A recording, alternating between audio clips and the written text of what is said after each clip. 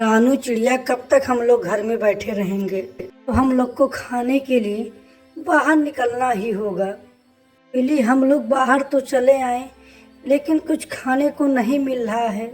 लगता है हम लोग जिस तरह पहले भूखे थे, आज भी भूखे ही रह जाएंगे।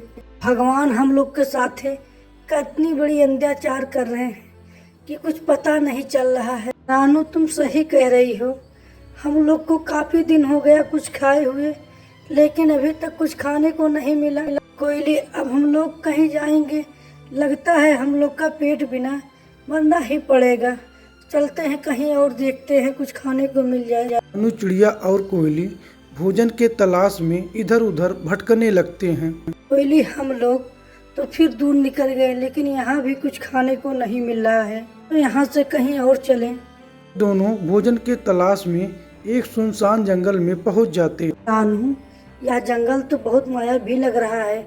इस जंगल में आज तक कोई चीज हम लोग आए नहीं है। यहाँ देखने में कितनी हरियाली लग रही है। कोयली, तुम भी सही कह रहे हो।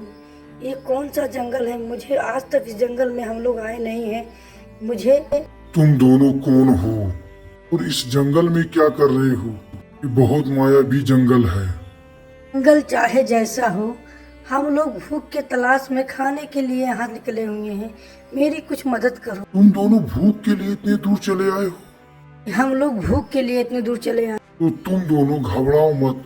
हम तुम दोनों के लिए एक ऐसा चीज प्रकट करेंगे जिससे तुम लोग खाकर एकदम तंदुरुस्त हो जाओगे और काफी दिन तक तुम्हें कुछ खाने की जरूरत नहीं होगी। तुम लोग मेरे एक सवाल का जवाब दो, और जो सही जवाब देगा वही ये फल को खाएगा और उसे ही ये फल हजम होगा।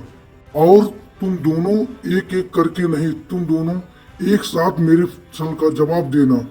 ताओ, अगर तुम्हें ये ढेर सारा फल मिल जाए तो तुम दोनों अकेले खाओगे कि बाकी जानवर को भी और अपने मित्रों को भी खिलाओगे और अपने साथ पक्षियों को भी खिलाओगे?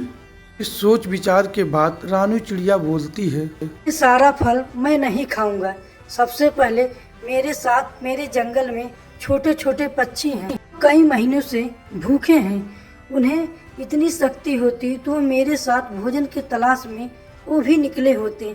इसलिए मेरा फर्ज एक ही है कि मैं सारे फल को पहले उनके पास ले जाऊं और उसके बाद मैं खाऊं। ठीक है, ये फल तुम ले जाओ।